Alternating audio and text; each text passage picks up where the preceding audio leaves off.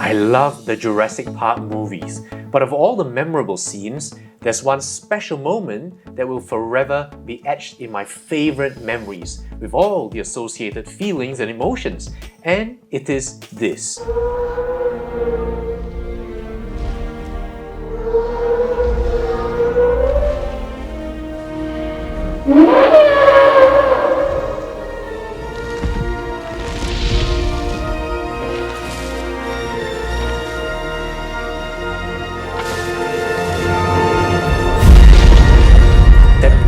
Of revelation, that soundtrack, and the size so impressively conveyed on the big screen, now that's a moment that hasn't been matched since for me.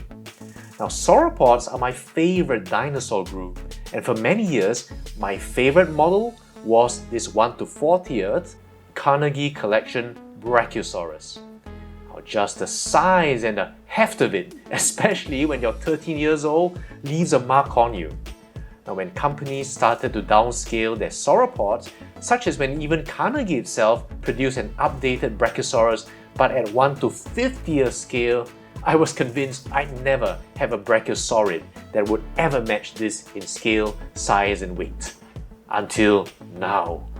Now this is the Brachiosaurus, Giraffatitan from Wan Long Tang or W Dragon. And because it's my birthday,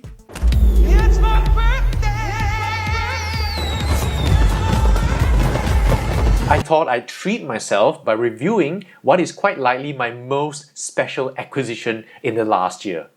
Now I'll get into that Giraffatitan Brachiosaurus thing a bit later on, but first let's just look at this impressive model.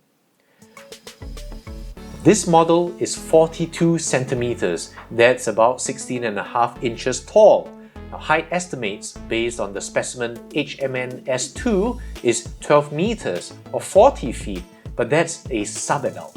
Now at that height, that would make this 1 to 30th scale. W Dragon states 1 to 35, meaning an estimated adult height of 16.5 meters. That's almost 55 feet. Now whatever the true height of the adult, this is a truly wonderful model. Now as you can see, it's even taller than my good old Carnegie. Although it's actually less bulky, especially in the limbs, in keeping with the more gracile reconstructions of today. Still, it's a very solid and hefty figure. Now let's just look at it from the ground up.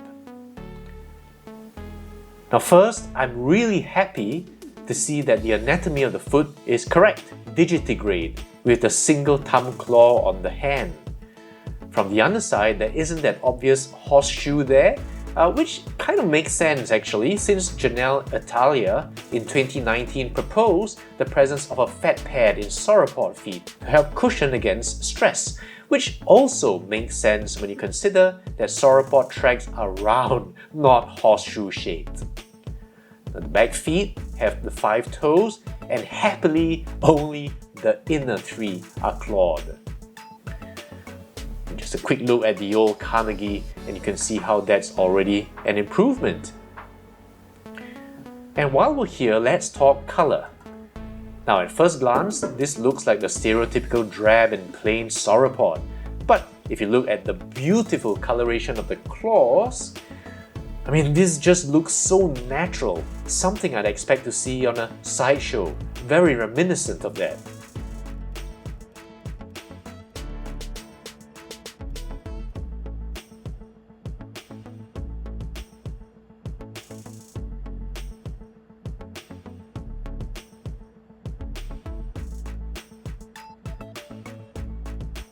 Now you can see how the feet are darker, but then they fade to a lighter color up the limbs. Then your eye tracks upwards, say in the arm, and you'll see that the color has been really thoughtfully applied with subtle shades and fades. And if we can just follow up the torso, a bit of counter shading here,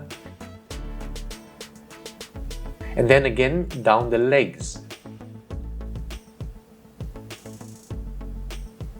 up the neck, you see that there are in fact various layers of colour as we transition from the dorsal to the ventral. And a look here at this beautifully banded tail. This is probably my favourite part of the entire model. Just looking like pigmentation and not paint at all should convince you that the artist had real skill, but he made a choice to paint this conservatively. Now I do understand why they did it due to realism, but I really wish they'd done something like this up here in the neck as a bit of an accent, because this is just so beautiful. As for detail, the texture seems to follow the conservative wrinkly elephantine appearance that so many sauropod figures sport. And in this respect, I actually find the original Carnegie is a little bit more interesting, since, as you can see here, in addition to the wrinkles, there are also what appear to be very elongate scales. But back to our Giraffatitan, and you can see how the wrinkles do vary regionally in form, and even the depth of the furrows.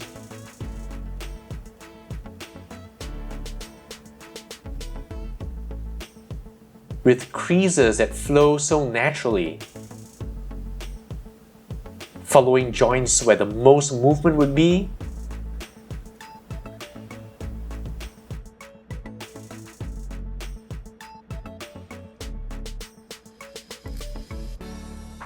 In the flank here, there are some what look like veins to me.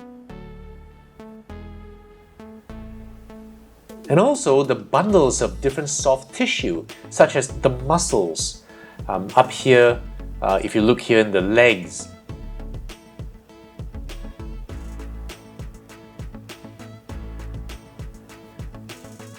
And here, just look at that beautifully sculpted biceps muscle, how it inserts into the forearm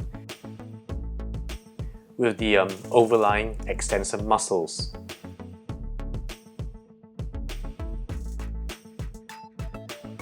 Then up the neck.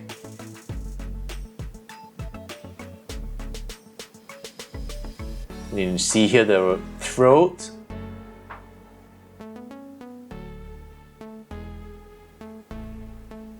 And in the back here, what I imagine to be a very thick supraspinous ligament running down like a massive cable stay on a bridge. Now this is a rather lean and muscly specimen without any gratuitous shrink wrapping, although you do see outlines of the scapulocoracoid and the ilium here. Now when we get to the head, you can see just how minute the detail is, from the scales around the crest, the cheek, the lips,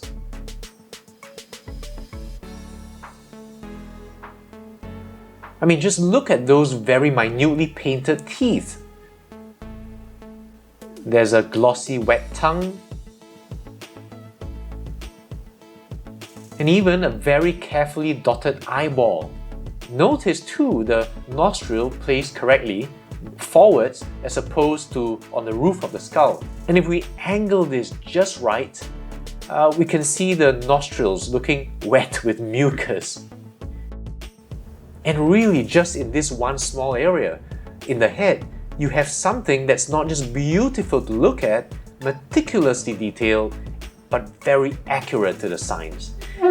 Now I look at this, there's this amazing artist on DeviantArt called Paleo King, one of my favorite artists. And when I saw his Giraffatitan years ago, I thought to myself, everything, the form, the structure, the pose even, I thought to myself, I really wish someone would make this rendition in a model, maybe in 1:35 or 1:40, and now just look at this. Look at how similar this is compared to Paleo King's Giraffatitan, and I really couldn't be happier.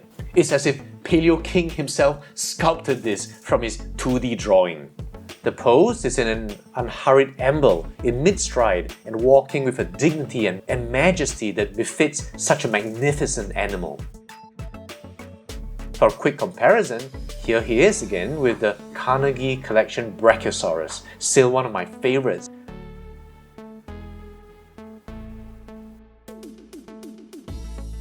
Here with the humongous PNSO Huanghe-Titan. Now this Huanghe-Titan is around 1:35 to 1:40 scale. And it's really amazing the size difference between the two. And you can see how, before the titanosaurs were discovered, how they thought that the brachiosaurids were the largest animals ever. And that's just been superseded by these titanosaurs. Alright, so what's this Brachiosaurus Giraffatitan thing? Well, to put a long story short, originally, Brachiosaurus remains from the US were quite fragmentary. Another fossil found in Africa was more complete, and that was thought to be an African species of Brachiosaurus. So for many years, the Brachiosaurus reconstructions we're familiar with were actually filled in from that African find, including that familiar helmeted head, and named Brachiosaurus branchi. However, closer examination, particularly by Taylor in 2009, suggested that it really belonged to a different animal, and that's now named Giraffatitan branchi. Now the head of Brachiosaurus is now based on a skull assigned to the species Brachiosaurus altithorax. And also, as so well illustrated by Paleo King on DeviantArt, Giraffatitan has a shorter torso and tail than Brachiosaurus and is somewhat more gracile. Brachiosaurus is more stocky, and its arms were spread wider apart because the glenoid, think of that as the shoulder socket on the scapula, face more laterally, face more outwards than it does in Giraffatitan. Now we can also read Taylor's paper, which is freely available. It's a very cool 20 pages long. And by the way, I really recommend you check out and follow Paleo King's work. Now he and Scott Hartman are two of my absolute favorites when it comes to scientifically based reconstructions. So there it is in a nutshell. And that's it for this review of this very beautiful Giraffatitan from W Dragon. I am now going to have my cake.